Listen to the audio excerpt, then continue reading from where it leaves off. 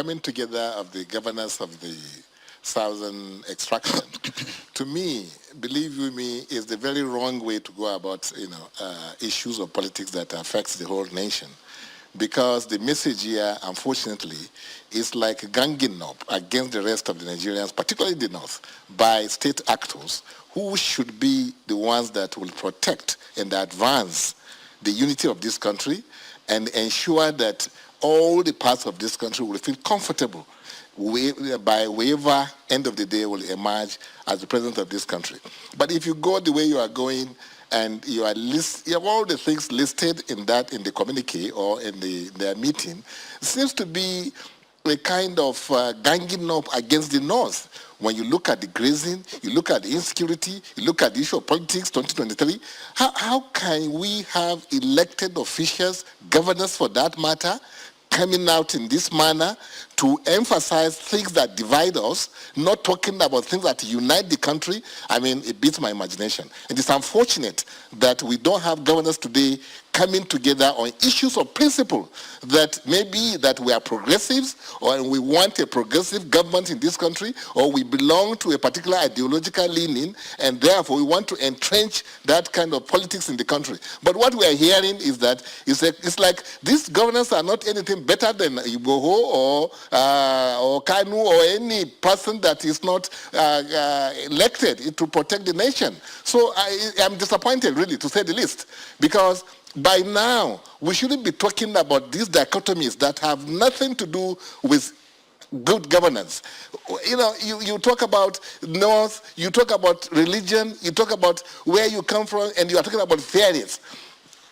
I think we are getting it wrong. And the earlier these governors wake up to their responsibilities of ensuring that this country becomes stronger as one indissoluble, and one united country, the better for everybody. The way they are going will even kind of scare the North. And the North, don't forget that the North, in fact, controls, the largest chunk of the vote that you want to use to become the president of this country. Except if they are talking about president of Southern Nigeria, not the president of Nigeria. You must act in a way that somebody can entrust his future, his affairs in your hands. But the way these Southerners, the governors in particular, are going is not in any way in tandem with the intention of the founding fathers of this country.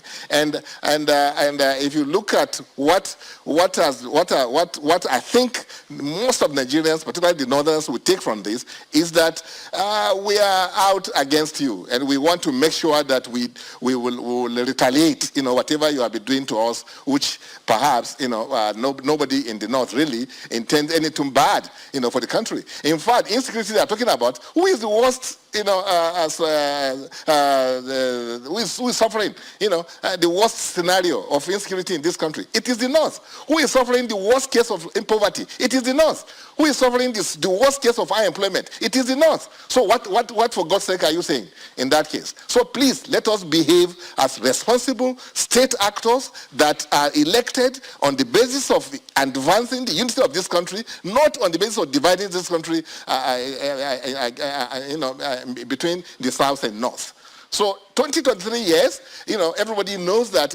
In fact, Sean, when you talk about fairness and you look at the zones, North Central, where I come from, has not been given chance in this country to head the country in a civilian administration. All we have had, maybe from North Central, and everybody has had it, is a military junta. And the military junta are just people who they don't even consult anybody, right. Before they emerge. Yeah. So don't talk about fairness. When you talk about fairness, North Central should be given the opportunity to rule this country come 2023. So let us talk about how to unite this country. How to advance the reason why I'm asking you this question is because you're a politician, and this conversation, politicians have this kind of conversation. I remember at the twilight of President Olusegun Obasanjo's administration, the conversation of where next the president should go came up.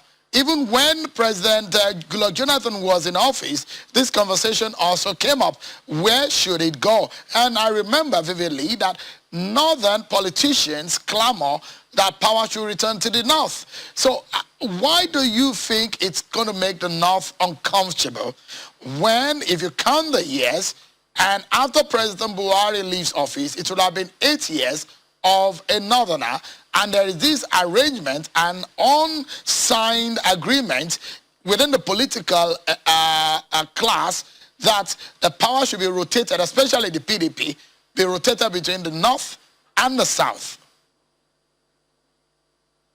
The worst violators of the agreement you're talking about is even the southern, part of the country. When Jonathan was supposed to do only 4 years of his administration, when Yar'Adua passed away, why did he not stop at 4 years? Why did he go another 2 years and even wanted to have a third term? And the Southerners want to load it over the North so that, now they're telling us that it is 8 years of Buhari, so after 8 years of Buhari, it must come. Constitutionally, it's even under PDP, it's supposed to be 8 years of President Obasanjo, and after that, North was to have 8 years. North didn't have the 8 years. So when you are talking about fairness, why don't we be fair with ourselves when we are talking? So don't talk about fairness here. Talk about how do we unite this country? How do we ensure that we have a president that can deliver, for the people of this country? Where is the masses in all these discussions we're talking about? That the North, that it is now the southern part that will have the chance to rule the country. There is another issue. Don't talk about the masses. Yeah, there's another issue that is very critical. So the southern governors had said that come 1st of September 2021, they set it as a deadline for the promulgation of the anti-open grazing law in all the 17 states of the South in Nigeria. What's your take on that? This is unfortunate, Sean, because we had, like I said, state actors, governors for that matter, giving ultimatum to a president, and you want to have peace in the country. You don't give ultimatum, for God's sake. You don't gang up against your president. You don't, because they know that president has come out with a policy on grazing. Why can't you go back into your rooms? I mean, into political parties or some caucuses. Engineer Yabagi, Sani, is this a gang up? Apologies, please. Is this a gang up against the president? Because I didn't see the name of the president here. The solution of the southern governors is against the bandits and against the killer herders who they say are moving with weapons. And their solution is that there should be no to open grazing. And that is their own solution. And why would you say it's a gang up against the president?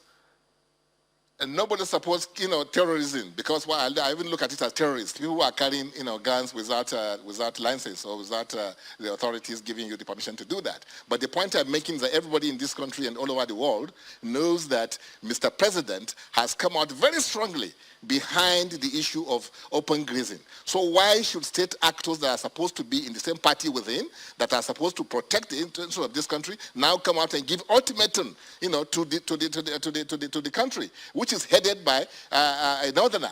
So this is wrong. This is the wrong way to run this country. Please. All right. So let me. And I'll be thinking. Okay. And then knowing that they are not representing, even though.